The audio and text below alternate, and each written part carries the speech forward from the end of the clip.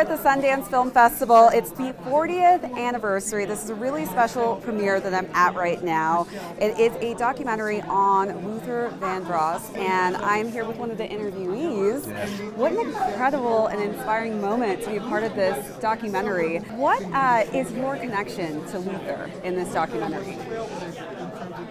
I discovered Luther Vandross. I can say that. But did I really discover Luther Vandross? We have to find out in the documentary. But apart from all of that, I was his childhood friend. He introduced me to my wife. Wow. I married my wife, and by marrying my wife, I kept the band together. 50 years later, we're still together in heart and spirit. This documentary, I hope, will shed a little light on a very small part of a legend.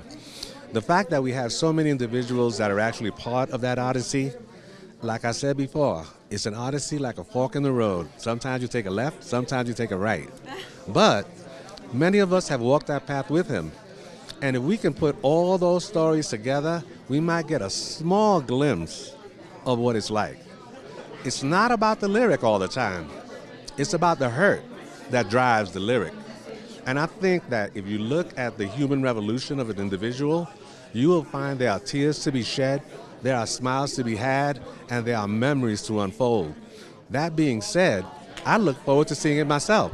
So I am just as curious as all of us. So I have very great expectations to learn a different truth, whether it's my truth or whether it's their truth.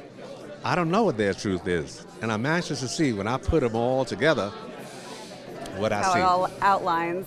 That's all we can hope for. So you're one of Luther's, I guess, oldest friends. Oldest. What is one of the most special stories that you remember in the past between the two of you? One of the greatest stories I remember is that when we were growing up, about 16 years old, Luther would come with a whole notebook of words. The only problem was he didn't have a piano. And he asked me, Carlos, sneak in that room, open that window, and get us in that room. I wasn't going to do that, so I walked around the other side, asked permission to go in the room, went in the room, opened the door and said, Luther, you can come in the front door. The man was ready when he was 16. He just needed the vehicle of expression. And I think that he found it, he traveled it, he drove that machine all the way till the end and beyond. So I don't think that the Odyssey finishes. I think like any Odyssey, it'll continue with all the fans, all the family. And for me to be here with a family that Luther put together, I am truly honored. Well, I know this documentary is going to be so special. I know. And I'm excited for everyone to be a part of viewing it, seeing it, and the impact that Luther has made on such, an impactful community. So thank you so much for being a part of this as an interviewee. You're very kind. Thank you. Thank you.